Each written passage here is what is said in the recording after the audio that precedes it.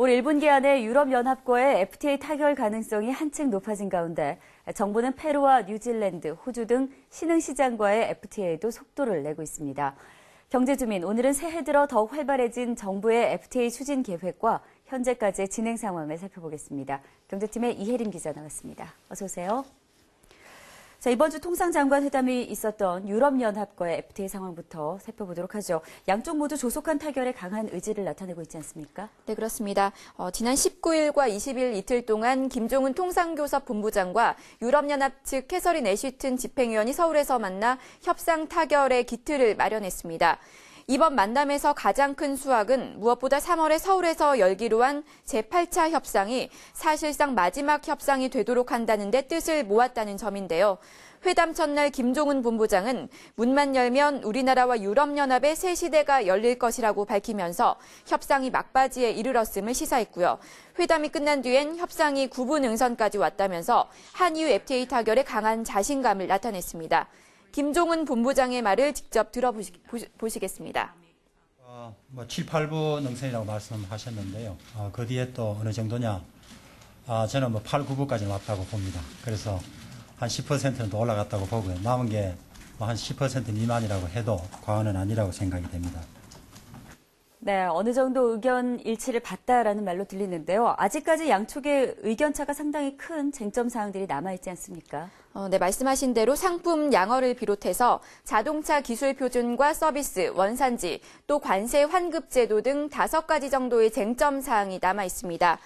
특히 이번 회담에서 해외에서 부품을 수입해 완성품을 만들어 수출할 경우 관세를 환급해주는 제도인 관세 환급 분야에 대한 이견이 컸던 걸로 전해졌는데요. 이외에 마지막에 또 다른 이슈가 걸림돌로 등장할 가능성도 전혀 배제할 수는 없습니다. 하지만 중요한 것은 양측 모두 협상 타결 의지가 매우 강하다는 건데요. 경기 침체를 벗어나기 위해선 자유무역 체제를 보장하는 FTA가 해법이라는 게 양측의 공통된 입장입니다.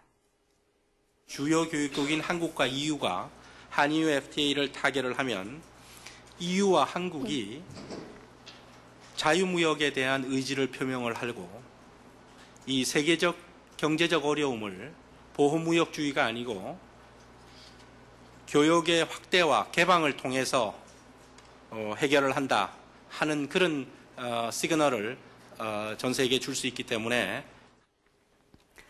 또 이 신흥시장과의 FTA도 박차를 가하고 있는데요. 이 페루와의 FTA를 추진하기 위한 준비가 본격적으로 시작이 됐죠. 네, 그렇습니다. 한페루 FTA 사전 준비 회의가 지난 20일과 21일 이틀간 페루 리마에서 열렸는데요.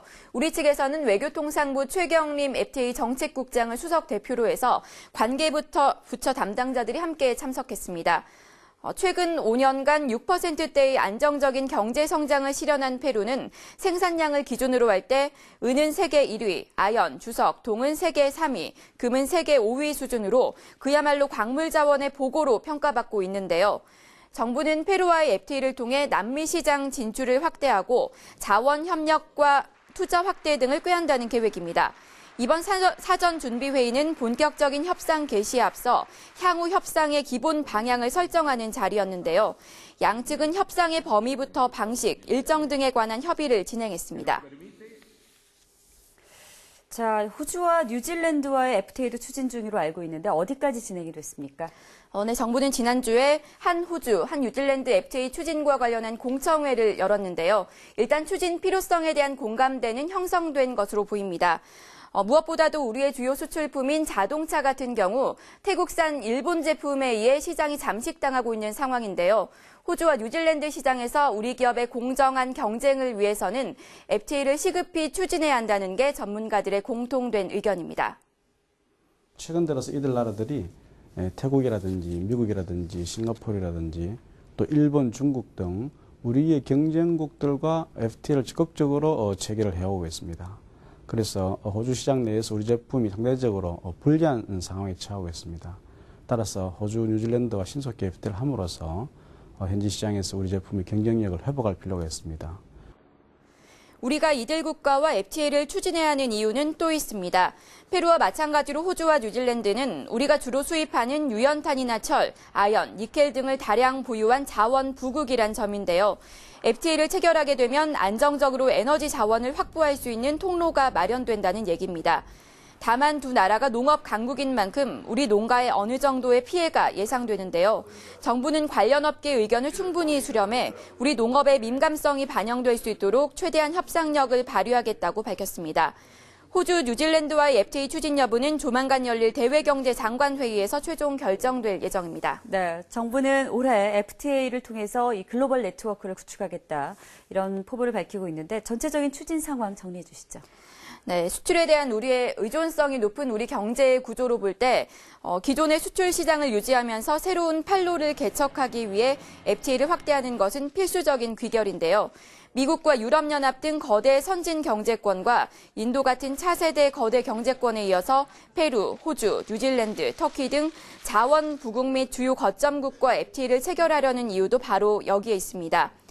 사실상 타결된 것이나 다름없는 인도와의 FTA는 조만간 협정문 내용을 확정해 발표할 계획이고, 일본, 중국과의 FTA는 국내 여론을 충분히 수렴한 뒤 신중하게 접근한다는 방침입니다. 네, 이혜림 기자 수고하셨습니다.